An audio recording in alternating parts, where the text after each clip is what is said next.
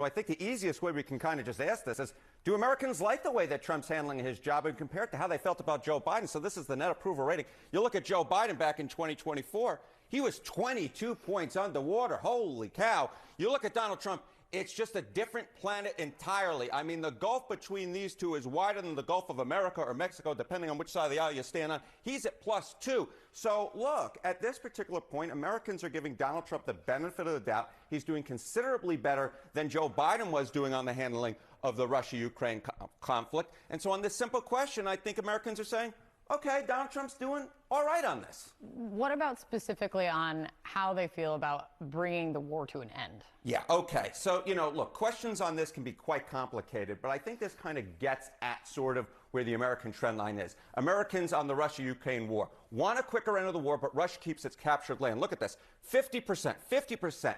Bare majority coming in here. Support Ukraine's right to fight, even if it means a longer war. That's at 48. This is very, very close. But the trend line on this question is so important because that want a quick end of the war, look at this. You go back to August of 2022, it was at 31%. Now we're at 50%. I mean, that is a rocket ship upwards in terms of the Americans who want a quick end to the war, even if it means Russia keeps the captured Ukraine land. Americans are moving closer and closer to wanting a compromise, even if it means that Ukraine doesn't really get what it set out to want, at least at the beginning of this war.